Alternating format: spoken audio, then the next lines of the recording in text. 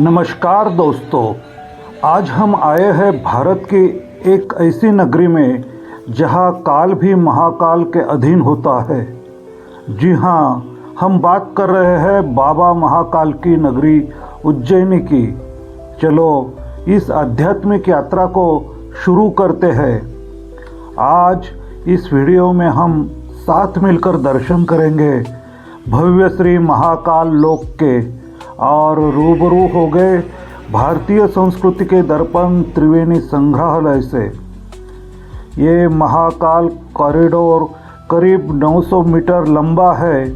यहाँ आँखों के सामने शिव पुराण कथाएं जीवंत हो उठती है। यहाँ के 108 स्तंभों पे शिव की आनंद तांडव मुद्राएं बनाई गई है। दीवारों पे की गई नक्काशों में शिव पार्वती विवाह, सती दहन और त्रिपुरासुर वध जैसे प्रसंगों को सुंदरता से दर्शाया गया है। रात के समय पूरा कॉरिडोर रंग बिरंगी रोशनी से नहाता है। ऐसा लगता है मानो हम साक्षात शिवलोक में आ गए हैं। यहाँ रुद्र सागर झील के किनारे टहलते हुए जो शांति मिलती है वह अनुभव शब्दों से परे है। महाकाल लोक की भव्यता निहारने के बाद अब हम जा रहे हैं इतिहास के एक अनमोल खजाने की ओर, त्रिवेणी कला एवं पुरातत्व संग्रहालय। यह संग्रहालय महाकाल मंदिर के बिल्कुल समीप है।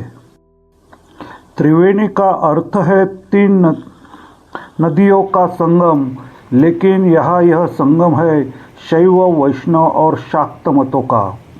इस संग्रहालय की दीर्घाओं में घूमते हुए आपको मालवा क्षेत्र की समृद्धि, संस्कृति और प्राचीन भारत के गौरव का इतिहास की झलक मिलती है। चौरसिया जी, नमस्ते सर। हमने अभी आपका त्रिवेणी म्यूजियम देखा जी, तो ये कब शुरू हुआ?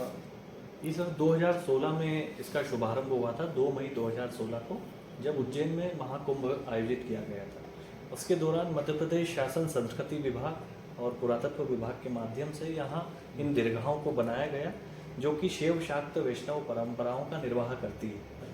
तो आप देखेंगे पुरातत्व की दीर्घाओं में जो मध्य प्रदेश में जितनी भी खुदाई के दौरान जो मास्टर पीसेज हैं हमारे देवी देवताओं के, उनको प्रदर्शित किया गया है। उन मूर्तियों को जो सब ओरिजिनल स्वरूप में आपके सामने यहाँ दिखाई देगी, और उनके कैप्शन भी हैं, कौन सी सेंचुरी, कौन सी बीसी में, वो उसके कैप्शन के साथ मूर्तियाँ लगी हुई हैं।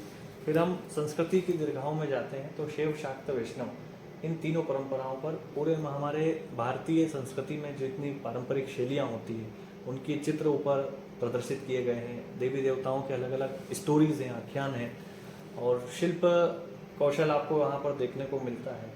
Stone work, fibre work, glass fibre, तमाम प्रकार की जो पारंपरिक शैलियाँ हैं, जितना भी कलात्मक चीज़ है उसके माध्यम से त्रिवेणी संग्रहालय यहाँ पर आपके सामने प्रदर्शित किया गया है। बहुत यह संस्कृति विभाग के माध्यम से संचालित किया जाता है सर, और सांस्कृतिक गतिविधियों का आयोजन यहाँ सालाना किया जाता है।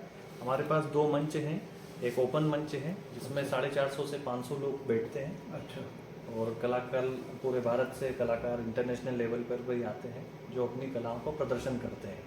और अंदर एक ऑडिटोरियम है जिसमें हम लोग संगोष्ठी भी करते हैं। जो विद्वान लोग होते हैं उनको आमंत्रित करके पर्टिकुलर विषय पे, शिव तत्व, शक्ति तत्व, कृष्ण तत्व को लेकर के उनकी संगोष्ठियाँ भी यहाँ आयोजित की जाती है। तो कई हमारे जितने भी स्कूली बच्चे हैं उनको यहाँ जोड़ा जाता है। जितने भी हम लोग समर कैंप करते हैं, चाहे किसी भी कला का कैंप है, वो हम लोग कोशिश करते हैं बच्चे उस चीज़ को सीखें और उस कला को आगे ले जाएं। तो ये सरकार की योजनाओं के अंतर्गत यह सारी चीज़ें यहाँ की जाती हैं सर। और हमारा यही निवेदन है कि उज्जैन कोई भी व्यक्ति आता है, यदि महाकाल जी के दर्शन के पश्चात, तो उज्जैन भ्रमण जब वो करे तो एक बार संग्रहालय भी अपनी दृष्टि में ज़रूर घूमें और अपने बच्चों को बताएं। जरूर। अगर आपको यह वीडियो पसंद आया है तो इसे लाइक, शेयर और सब्सक्राइब कीजिए।